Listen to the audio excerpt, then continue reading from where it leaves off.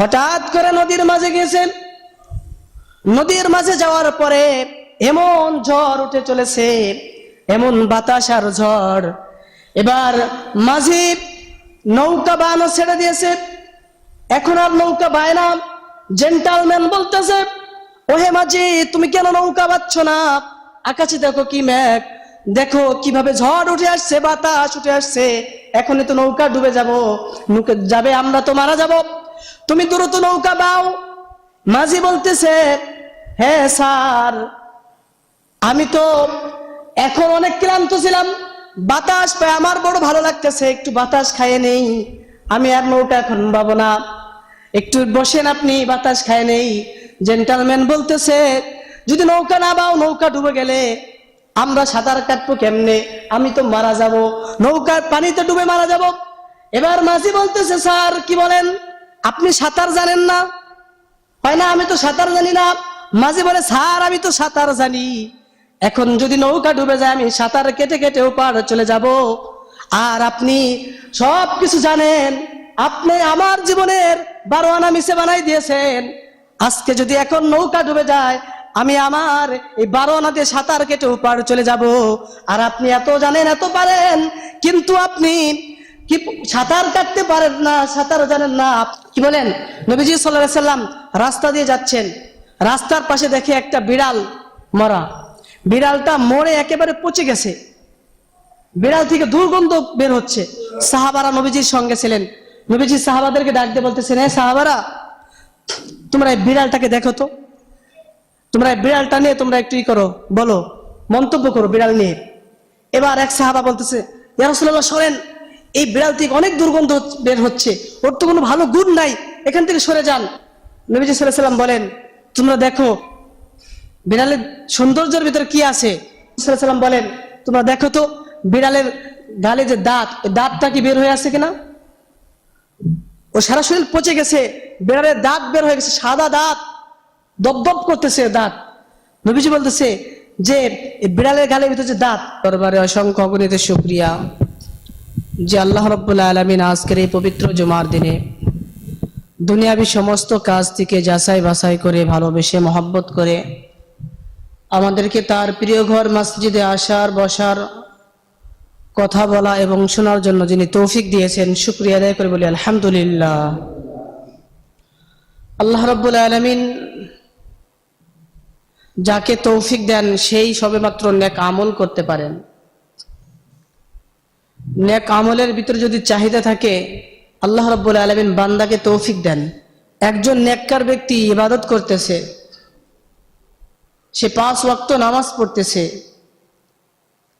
সে জিকির করতেছে, আল্লাহর গুণগান প্রশংসা করতেছে, হঠাৎ করে এই লোকটা অসুস্থ হয়ে গেল, এখন আর সে ইবাদত করতে পারে না।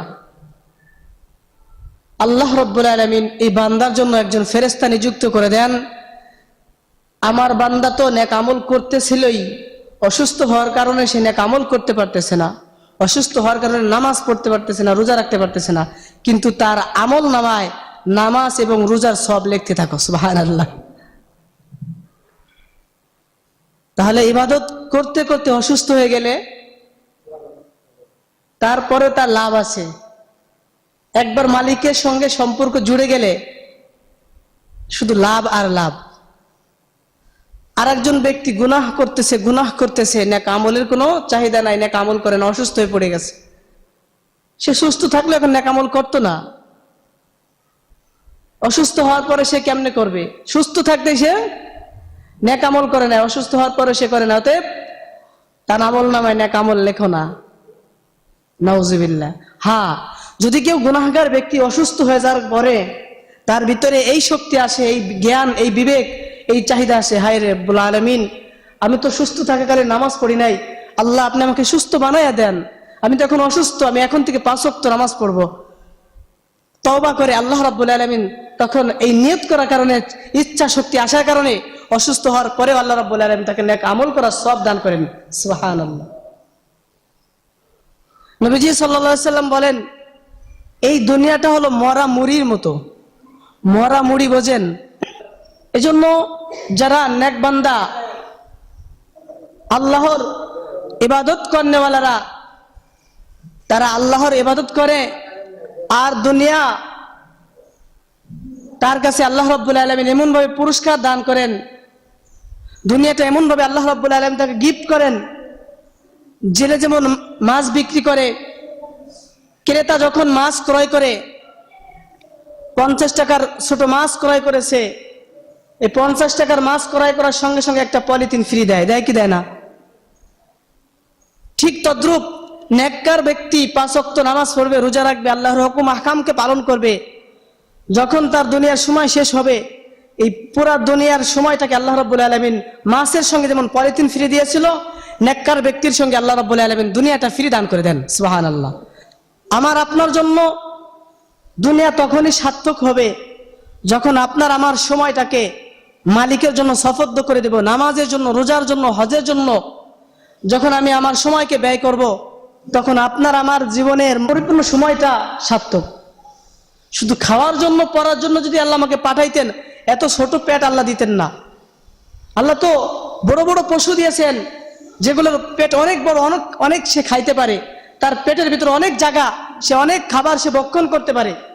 কিন্তু মানুষ তো আশরাফুল মাখলুকাত, সে তো সৃষ্টির সেরা জীব, তার পেট তো অনেক বড় দেওয়ার কথা ছিল, কিন্তু এই খাওয়ার ভিতরে কামিয়াব নাই বিদায় আল্লাহ রাব্বুল আলামিন মানুষের পেট এত ছোট দিয়েছেন। এজন্য ভাই, আপনাকে আমাকে সেই মালিকের রাস্তা চিনতে হবে, আপনার আমার জীবন যেন বৃথা না হয়ে যায়। আজকে আপনি আমি মনে করি আমি সার্থক, দুনিয়ার একটু পয়সা কড়ি হয়ে গেলি মনে করি যে আমি, আমাকে আর ধরে কে, আমি পৃথিবীর ভিতরে সাকসেসফুল, আমি শ্রেষ্ঠ। এক জেন্টালম্যান, শিক্ষিত মানুষ, সে নদী পার হবে, নদী পার হবে, খেওয়া ছাড়া পার হওয়ার কায়দা নাই। এবার নদীর পাড়ে এসে ওই পাড়ে মাঝি নৌকা নিয়ে বসে আছে, ডাকতেছে, মাঝি, হে মাঝি, আসো আমাকে এই পার থেকে নিয়ে যাও। মাঝি তার কথা শোনে না, মাঝি তার মতো সে বসে বসে রান বের করে বিড়ি খাচ্ছে। তো এই লোকটা অনেক ডাকাডাকির পরেও সে কি করতেছে না, এই জেন্টালম্যানকে, এই শিক্ষিত ব্যক্তিকে নিতে আসতেছে না। তখন আরেকটা লোক আসে, স্যার আপনি কি করতেছেন, কাকে ডাকতেছেন? কয় আমি এত সুন্দরভাবে ওই মাঝিকে ডাকতেছি, মাঝি তো আসতেছে না। তখন বলতেছে, মাঝিকে এভাবে ডাকলে হবে না, আমি দেখেন ডাকি কেমনে। এই লোকটা এবারে দাঁড়ায়, এবার ওই মাঝিকে এমন বকানি দিছে, এমন গালিগালাজ দিছে, তখন তার দিলের ভিতরে ঢুকছে, হায় রে, না গেলে তো মাইর খাইতে হবে, আমাকে তো বকাঝকা করতেছে। কি বলেন? অনেক জ্ঞান না থাকার কারণে অনেক মানুষ শিক্ষিত মানুষদেরকে মূল্যায়ন করে না,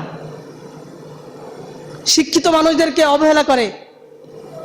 কিন্তু যে জানে আর যে জানে না, দুজন কি সমান? দুজনের আকেল সমান না।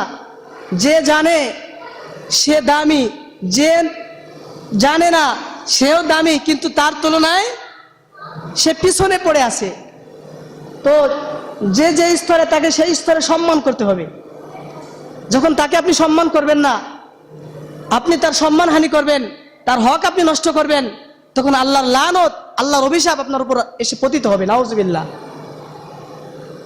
তখন ওই ঘটনা বলতেছিলাম, এবার ওই মাঝিকে ডেকে বলতেছে, বোমা বোমা করা গালি দিয়েছে। এবার সে নৌকা বায়ে আসা শুরু করছে। এবার এসে বলতেছে যে এই স্যার উপর যাবে, স্যারকে নিয়ে যাও, তোমাকে এত ডাকাডাকি করতেছে, তুমি শোনো না? নৌকার মাঝি মাথা নিচু করে বসে আছে। এবার স্যার আস্তে আস্তে করে নৌকায় উঠছে। নৌকায় উঠে এবার মাঝিকে বলতেছে, মাঝি তুমি কি পড়ালেখা জানো?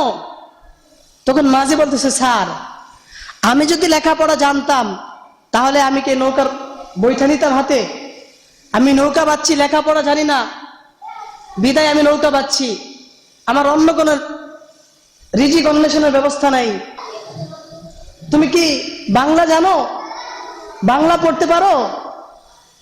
মাঝি বলতেছে, স্যার বাংলা আমি কেন, আমার 14 পুরুষও বাংলা পড়তে পারে না, কারণ আমরা, আমাদের পূর্বপুরুষ সবাই অসহায় গরিব, কেউ বাংলা পড়তে পারে না। তখন এই শিক্ষিত লোক বলতেছে, তো বলতেছে যে তুমি বাংলা পড়তে পারো না, তাহলে তোমার জীবন একেবারে চারানা মিশা,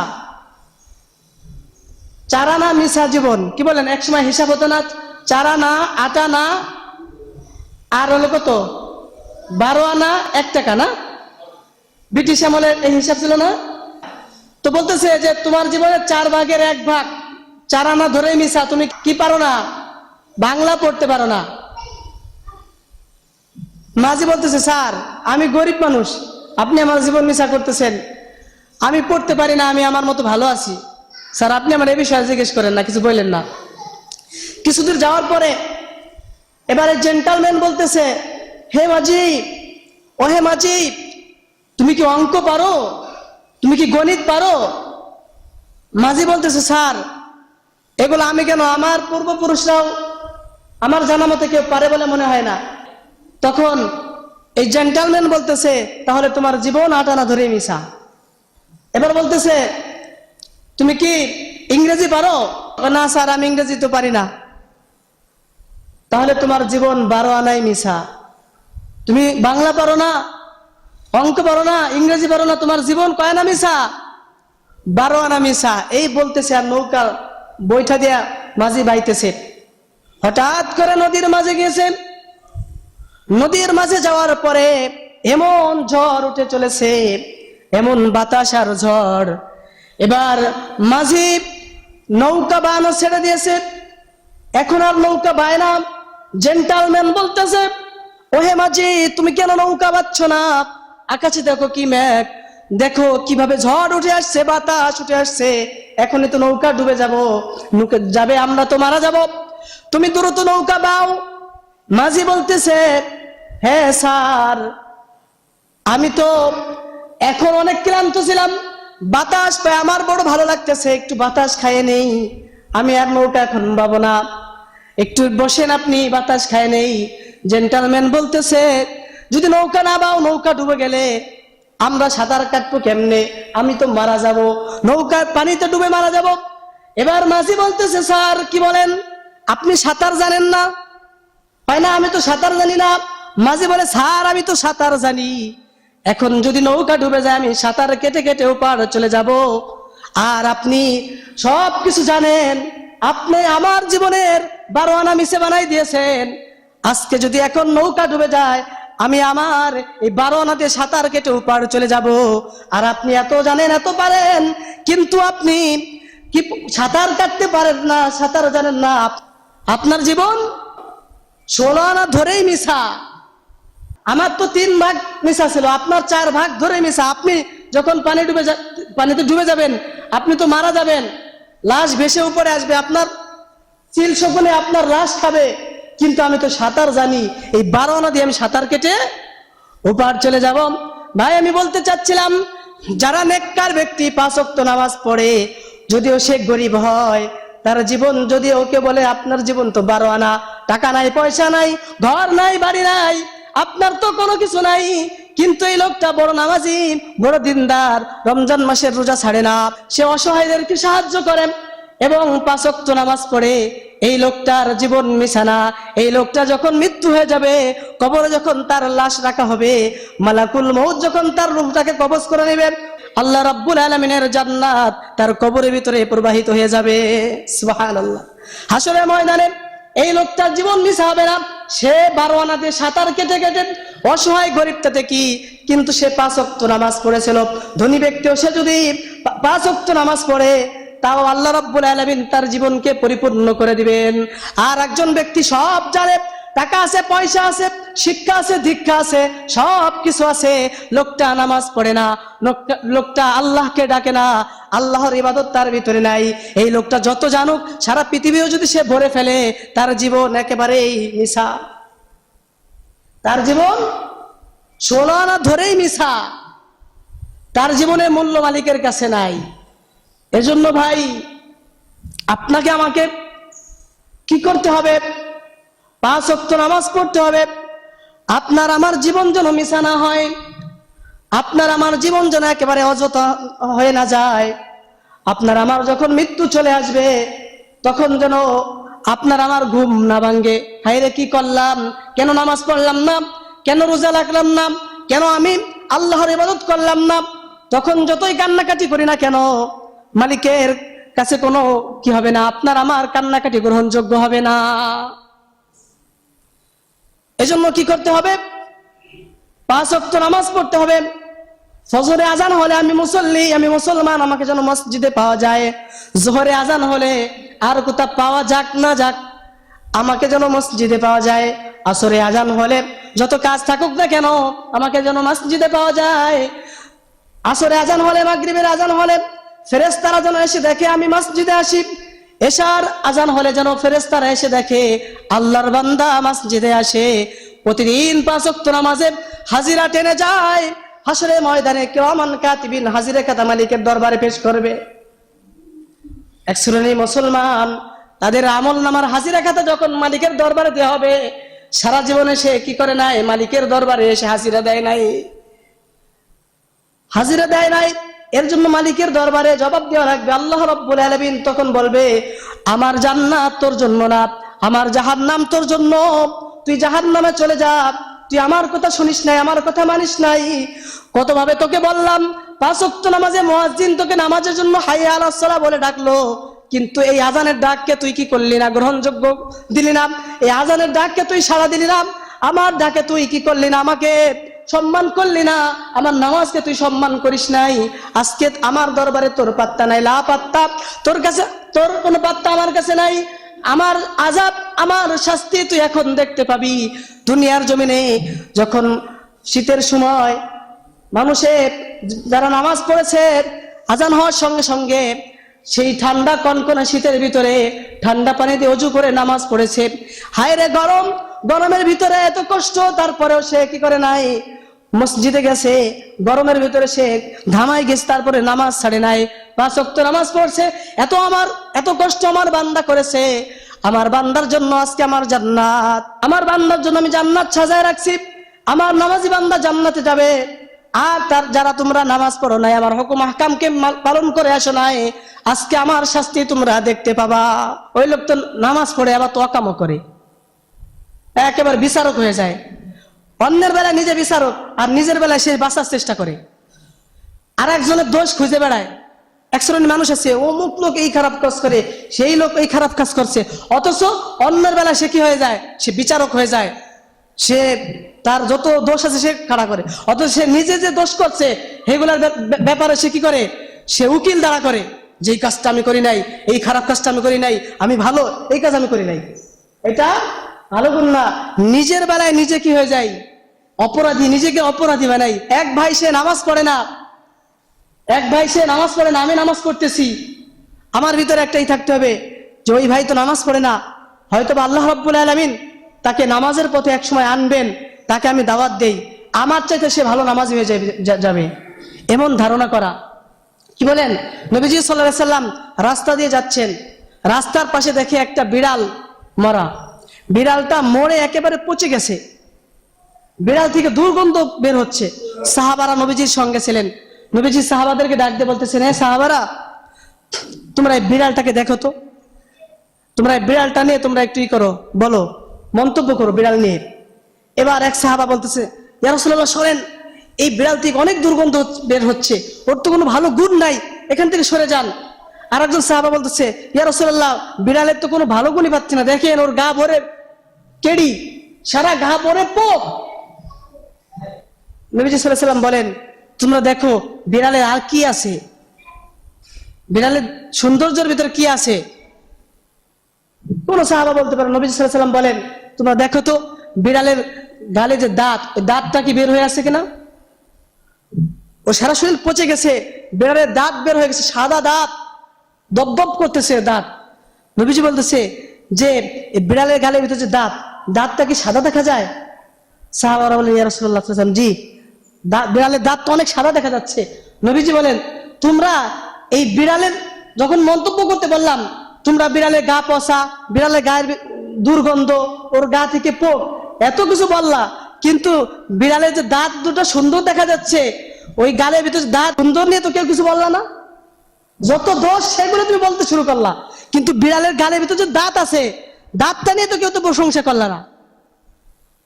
নবীজি এই কথা শুনে সাহাবারা মাথা নিচু করলেন।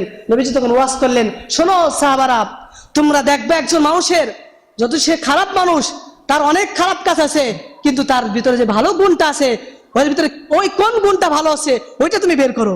যখন তুমি আলাপ আলোচনা করবা তখন তোমার ঈমান বেড়ে যাবে, আর তারপর তোমার প্রশংসা হয়ে গেল। আর তার একটা মৃত ব্যক্তির জন্য যখন প্রশংসা করা হয়, মৃত ব্যক্তিও জীবিত মানুষের জন্য দোয়া করে, সুবহানাল্লাহ। এজন্য নবীজি বলেন, তুমি মানুষের ভিতরে কি করো না, খারাপ গুণ দেখো না, তার ভিতরে কোন ভালো কাজটা আছে ওই ভালো কাজটা দেখো, এবং নিজে ওই ভালো কাজটা শিখে নিজে আমল করার চেষ্টা করো। সে হয়তো বা খারাপ কাজ করতেছে, খারাপের জন্য মালিকের কাছে দোয়া করো, আল্লাহ তাকে তুমি ভালো বানায় দাও, সে যেন ওই খারাপ কাজ ছেড়ে দেয়। কি বলেন ভাই? আল্লাহ আমাদের সকলদেরকে 5 ওয়াক্ত নামাজ পড়ার তৌফিক দান করেন। যে ভাইরা নামাজ পড়ি না তাদেরকে খারাপ বলবো না। আমরা সকলেই আল্লাহর জান্নাতের, আমরা সকলেই যেতে চাই। আল্লাহ আমাদের সকলের জন্য জান্নাত বরাদ্দ করে রাখছেন, জাহান্নামও বরাদ্দ করে রাখছেন। এজন্য ভাই, যার যার জান্নাত সেই পাশ করে নেই, যার যার জাহান্নাম সেই জাহান্নাম থেকে বেঁচে যায়। কি বলেন? আমার জাহান্নাম, আমি রোজগার করতেছি, এই জাহান্নামের দিকে আমি পা বাড়াচ্ছি। আমার সন্তান তো কোনো সময় বলতেছেন, আব্বা আপনি হারাম খাবার খাচ্ছেন, সুদ খাচ্ছেন, চুরি করতেছেন, অন্যায় কাজ করে আমাদেরকে খাওয়াইতেছেন, আব্বা এই কাজ করেন না। কোনো সময় সন্তান বলে? আপনি ঠিকই জাহান্নামের পথে যাচ্ছেন, আপনার সন্তান আপনাকে বাধা প্রদান করছে না। আপনি অন্যায় কাজ করতেছেন, আপনার স্ত্রী আপনাকে বাধা প্রদান করতেছে না। আপনি অসৎ উপায় অবলম্বন করে আপনি টাকা উপার্জন করতেছেন, কেউ আপনাকে কি করতেছে না, বাধা প্রদান করতেছে না। অথচ আপনি নিজে আপনার জাহান্নামের দিকে আপনি দৌড়ায় যাচ্ছেন, অথচ জান্নাতের পথে আপনি সোলো, আর জাহান্নামের পথে যাওয়ার জন্য আপনি অনেক চালু। ভাই, নেক পথে আমরা সকলে অগ্রসর হই, গুনাহের পথকে আমরা ছেড়ে দেই। আল্লাহ আমাদের সকলদেরকে 5 ওয়াক্ত নামাজ পড়ার তৌফিক দান করেন এবং সমস্ত গুনাহ থেকে বেঁচে থাকার তৌফিক দান করেন। আমিন। ওয়া আখির দাওয়ানা আলহামদুলিল্লাহি রাব্বিল আলামিন। যারা সুন্নাত পড়েন নাই 4 রাকাত ক্বাবলাল জুমআহ সুন্নাত পড়ে নেন।